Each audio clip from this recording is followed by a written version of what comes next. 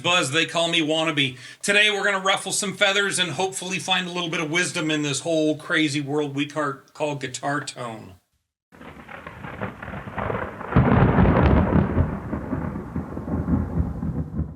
All right, we've all heard the arguments from everybody from top to bottom. Does it make a difference? Does it make a difference? Does this make a difference or that make a difference? We're going to go one step further. Does it make a difference? And does it matter? The first thing we're going to talk about is guitar makeup. People say, oh, the cut down bolt-on necks, they don't sustain quite as well. The big old bulky ones, they sustained better. Is that true? Yeah.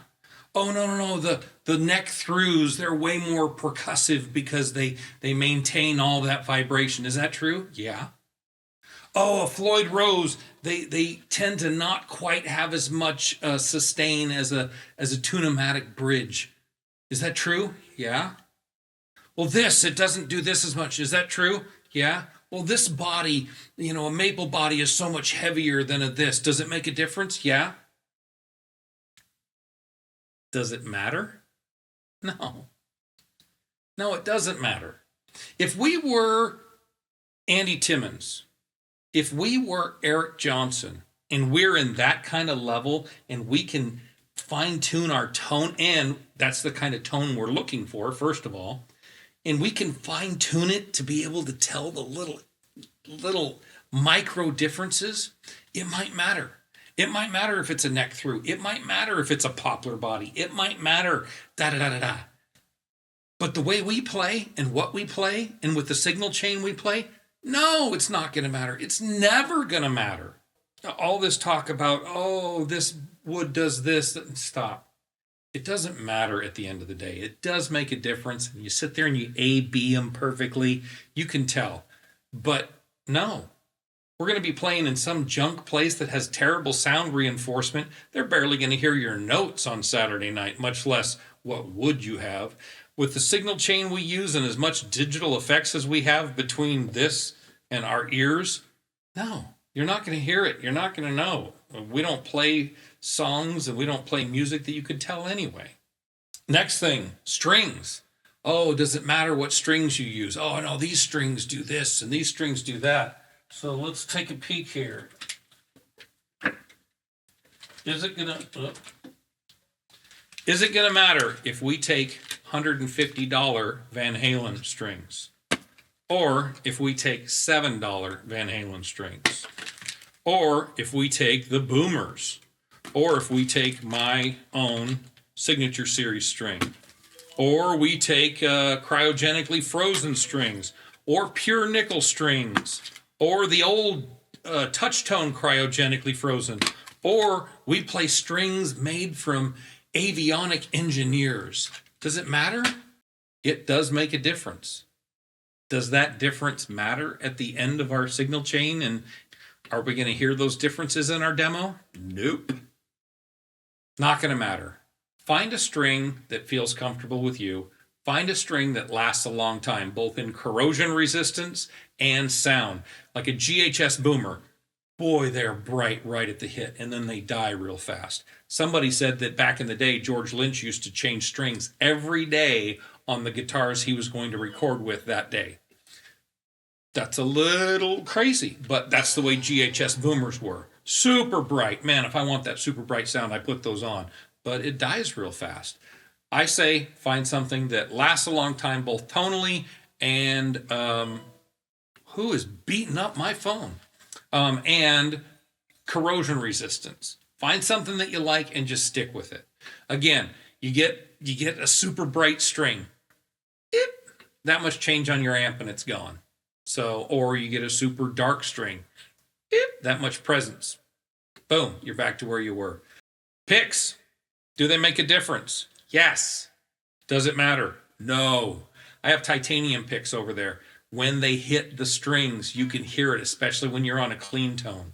You can definitely hear the way it hits and comes off that string. I use these Blue Chips Tone Slab. Tone Slab. Why? Because they're super hard. You get them the shape you want, and they stay for a long time. They don't wear out.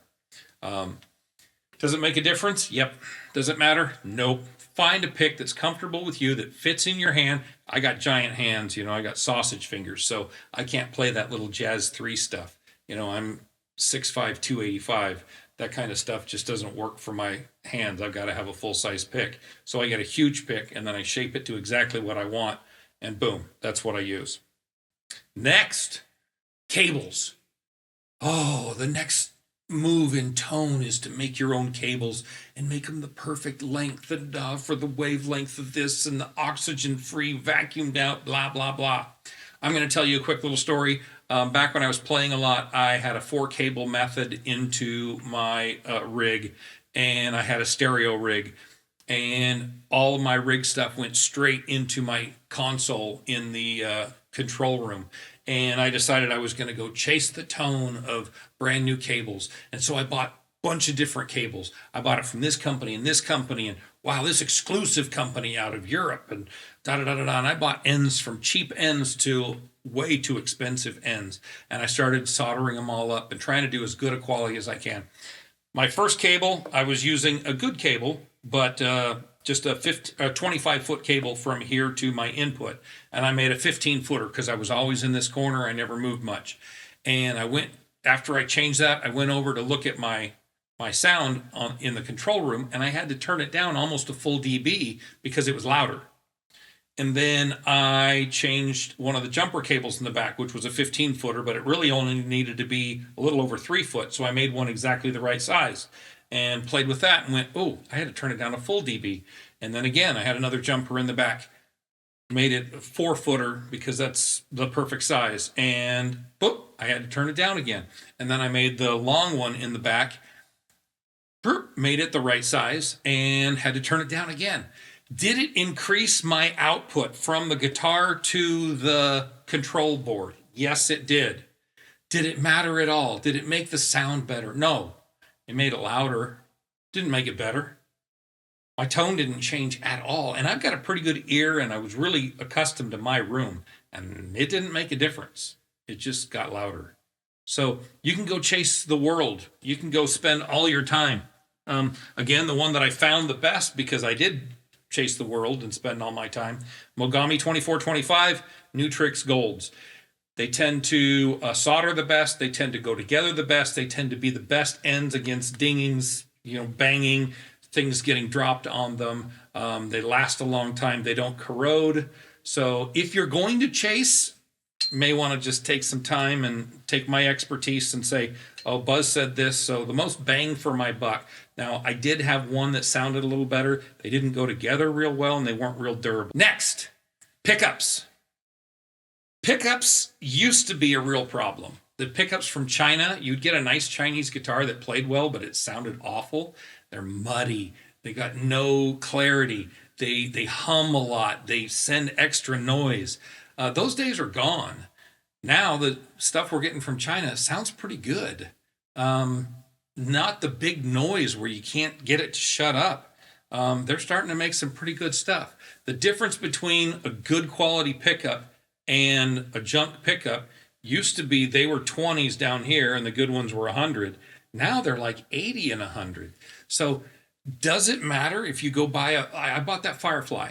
And I tore the rear pickup out and I put in a Seymour Duncan Black Winter. Did it change enough for the $99 of the Black Winter? No, not even a little bit. In fact, I don't even know that Seymour Duncan sounded better than the Firefly Van Halen pickup. I really don't know. It had a little more output, but I don't know that it sounded better. So if you've got a guitar that's real muddy, that's real junky, yes, pickup upgrade, great. And pickup upgrades will always make a difference. But does it matter? Probably not. So let's say most of us have probably gone to the digital world. Does it matter if you bought the $4,000 unit with all the proper pedals and the extra expression pedal and da-da-da-da-da? Axe Effects is probably the best sounding out there. Neural DSP is definitely right there. The Kemper, although it doesn't have a ton of updates, but its sound quality is right there. Does it matter? Does it matter if you do that at $4,000 for the whole thing with all the bells and whistles. Or if you get a Moore, GE 150, the sound is different. And yes, you're not going to get the quality of sound. But again, the difference between your band's demo, by the time it's mixed down and mastered and everything, you're not going to hear a big change. You're going to hear a big change more on, do you know how to set it up? For me, I run my Headrush Prime. Headrush Prime is like $900 right now. You can get the smaller version that still has the expression pedal, got all the same brains, just a lot less buttons and stuff on it. You can get that for under $500. I think that, again, we're dealing with, okay, Axe-Fx is here at 100%. All the other things used to be down here at 30, and then they went to 40, and then they went to 50, and now they're starting to flirt with 85 and 89, and they're getting close. So what's the answer? The answer is find one that works for you.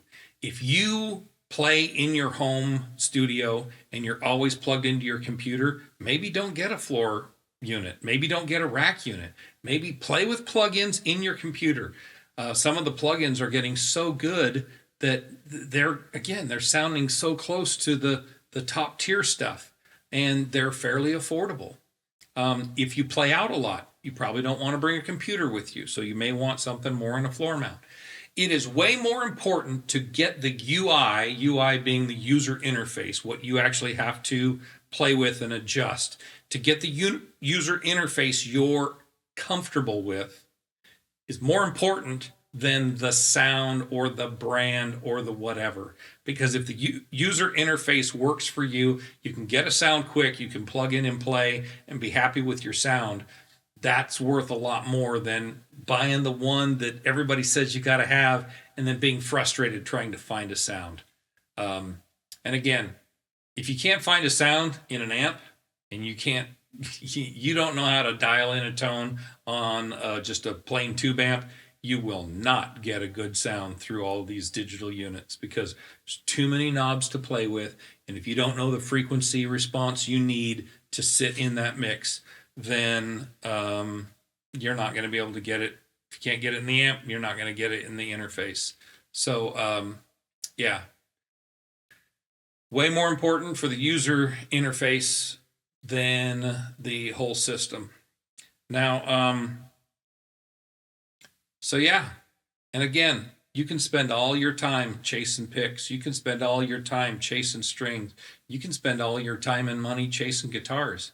It's better to spend that time and spend that money on playing, on the fun part of it, getting with your friends and making a band, writing music, recording your own music, this and that. Because, how much time did I lose trying however many different cables and however many different ends and trying to plug them in and da-da-da-da-da. Okay, so I got a lot of knowledge in there, but now I can't play guitar as well because I spent those 40 hours or 60 hours that I spent on cables not practicing my guitar. So, yes, there's a lot of things, and these things do actually change your sound, but they don't matter. They don't matter as much as some people want us to think. So let's just plug in, let's play, let's go have some fun, and keep on rocking.